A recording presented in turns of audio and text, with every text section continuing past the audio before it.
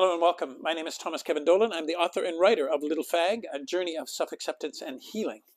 And today I'll read chapter 2 entitled Mere Disguise. It begins on page 139 of my memoir. I pray for courage. More than anything, I pray for courage. What I braved. Some of the most poisonous people come disguised as family. It wasn't an easy thought to believe. Every bit of me denied the very fabric of what the thought presumed and implied. How could it be? They were my family. My greatest superhero during my youth was Batman. In fact, I'd parade around the neighborhood with the longest towel draped from the back of my neck, pretending to be him. My best friend played Robin. We defeated many a bad guy. Sure, I want to blame my parents, but truth be told, they didn't really know what they were doing. Not unlike me, they forged their lives unconsciously acting from a pathology or illness made of their family tree. They carried forward issues from when they were kids. Given the timing of their lifetimes, they had neither the opportunity nor the wisdom to heal. Nor was it the right thing to do. They did the best they could at the time, yet the job they did wasn't very good. So as much as I fantasized that the superhero persona would save me, it was prayer that ultimately brought some light to the darkness of my young life. What I loved most about prayer was the state of solitude and quiet it drew me into. It was a reason, although I used it as an excuse, to get away from the frenetic and dangerous energy of my family. My prayers were simplistic. Dear God, please stop Dad from beating Mom. Dear God, I really like to not pee my bed tonight. Dear God, please give us something to eat today so the kids at school don't make fun of me for not having any lunch. In time I'd learn, although it didn't stop me from continuing to pray, that none of these prayers would ever come true. My solace as a little boy was the quiet time I'd have when praying. During one of the violent tirades that were instigated by my dad at 3:30 a.m., I remember praying to God to be brave. Finding courage, I thought, would help ease the terror. I sensed, although I didn't have this language at the time, that I was collateral damage to a dysfunctional pattern of behavior. I felt that this pathology of my family had been carried through the generations, so I'd been destined to decide, it ends here, with me. My soul knew that it wasn't right, and I desperately needed it to change. What I braved was creating a conviction through prayer to have a brave spirit. This would allow me to speak up and do so with an open heart. I sensed it may be the first and perhaps the only one, that I may be the first or perhaps the only one in my family to speak up. A challenge, to say the least. However, my boundary setting could be the very thing to open my eyes to the destructive patterns and heal it once and for all. And to that, the thought of not knowing, yet trusting. That's what I added. Not knowing and trusting. My stance may be a benefit to future generations. The unlearning. I prayed about moving away from Calgary. I felt I could leave the gay part of me behind. Also, I believe that there might be some benefit to being anonymous. Nobody would know I was a Dolan. In 1985, a friend with whom I had competed in track and field rang me up and asked if I'd meet with him to talk about a business opportunity. Ever the entrepreneur, it was easy for me to say yes. His offer was a partnership in a natural spring water business in Toronto. The best part was that it didn't require a cash infusion, just sweat equity. In another con of my life, that this was the answer to my prayer, I convinced my wife to move to Toronto. Here was my great escape. Off we went. I had no idea why the maple leaf in the Canadian flag was red, but a drive through Thunder Bay was the perfect way to learn more about my home country. It was a big adventure, and I could feel my relief. The distance between me and gay was widening. We settled into a basement suite in Scarborough. I felt a sense of peace. We quickly joined a church that was recommended to us by our Catholic neighbors. They had 12 kids. Their biggest question for us was when we were going to have children. Our reply was that we weren't. For the first 6 months of living in this world, I felt a sense of ease and at times even serenity. That would change drastically with a visit to downtown Toronto. It was a birthday celebration on a warm, beautiful summer night in Toronto. My wife discovered a beautiful outdoor patio. We sat and ordered a drink. Here's to our adventure, and may your 28th year of your life be your best, toasted my wife. The seat I chose faced her. Her seat faced the street and a lively bar on the opposite corner. I remembered sensing her being distracted as we talked. Suddenly she said, "Oh my God, are they gay?" The question was rhetorical. Even as I write about this story, my body remembers the terror that shot through it the moment I heard her say, "Are they gay?"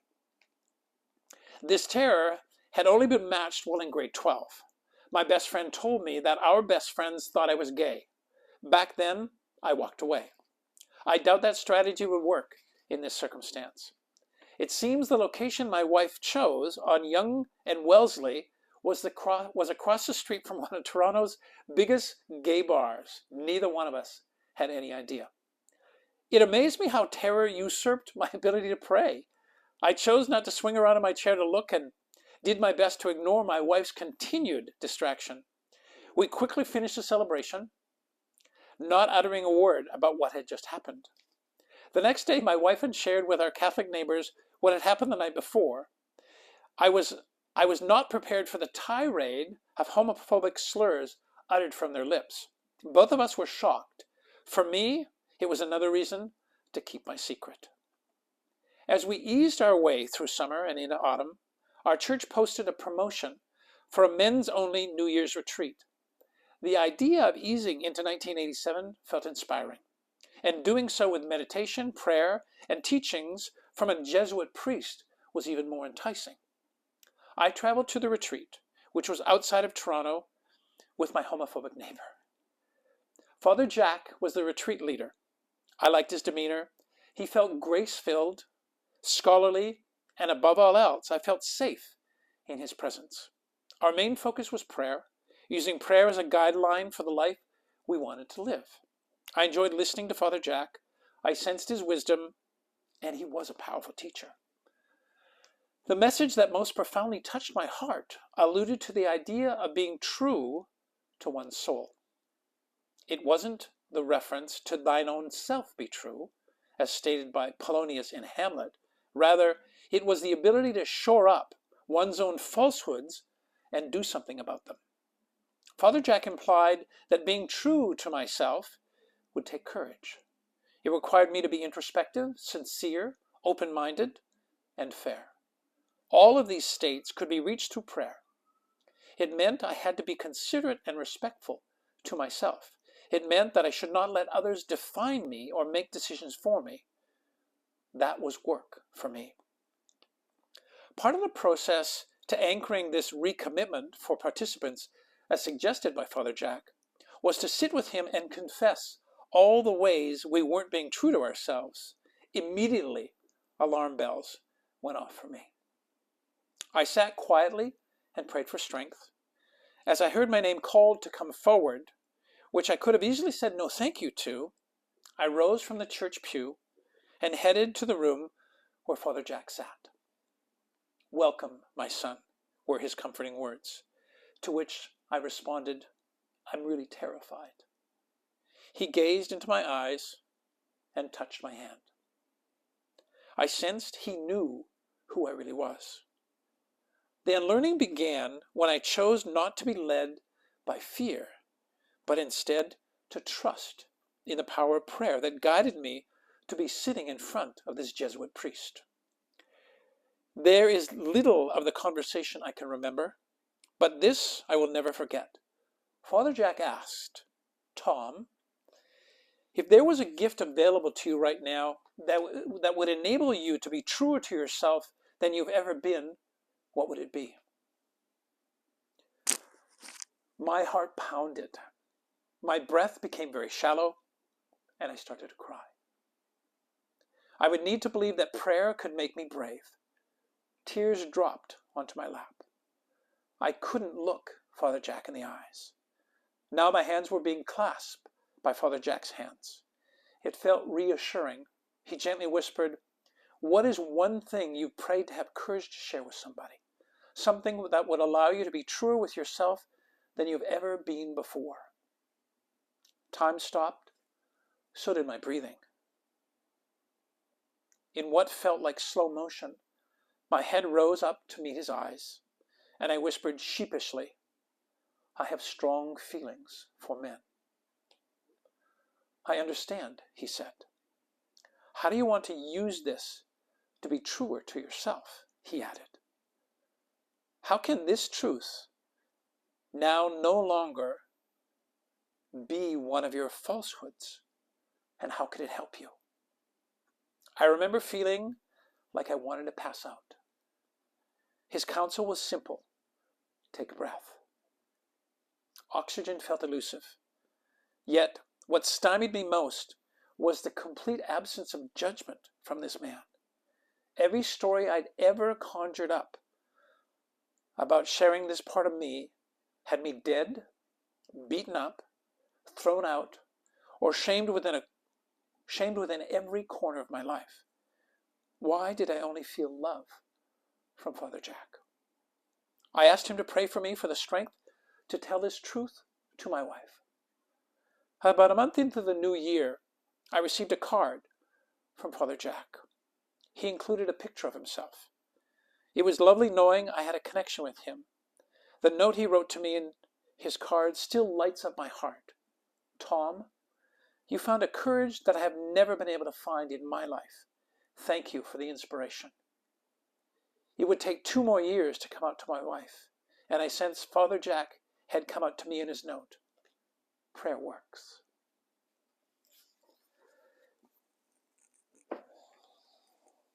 Oh, as I read you that story, I could feel the emotion. And it's pride as I get in touch with it. I thought it was sadness, but it's this pride that wells up inside me, and probably pride for the younger version of myself who was so terrified. Even the mention of sitting in front of him at that time was terrifying. And yet I didn't choose fear when my name was called. So what I love the most about this story and my ability to share with you is this idea that although my life up until that point in time was run from a place of fear, suddenly the choice to say yes to sitting face to face with Father Jack didn't come from fear. It came from love. It came from self-love. Although I didn't know self-love at that time. Again, I can remember the nudge, right? That energy that was present for me that nudged me up and out of the pew and into the room with Father Jack, right? I'm going to call it the love of the divine or God or the universe. Again, it was there. Another example of how prevalent it was and how it was connected to me in my lifetime, although I would ignore it or not know what it was for the longest time. So that conversation was life-changing. And yes, it took 2 more years. But what I thought was really amazing was that I couldn't even comprehend that there were gay priests. And of course, probably having you hear that today is almost ridiculous in 2024, given everything that's happened and all the stories we hear about pedophilia and church. And not by any means do I mean that the gay priests are the pedophiles. No. There is scientific research to suggest that the large majority of pedophiles are identify as cisgender heterosexual males. So my apologies if that's how you took the reference. It's not that. But here was a closeted gay man himself being inspired by a closeted married man at that time, and of course I could never fathom that or dreamed of it, that my courage and bravery would inspire somebody else to do the same thing. But now I know that that's the formula. That is the formula. So I'm proud of myself to have endured that pain and that fright. But what was more important for me was not the journey, it was the destination. I got myself to bravery when before the journey was actually layered with fear. So that would be my biggest gift that day. And I think it's strengthened as I move forward, because of course the fear that I had to garner to actually sit with my wife that night after church in August of 1988 grew from the moment that I conjured it up by choosing to sit with Father Jack and tell him of the strong feelings I had for men.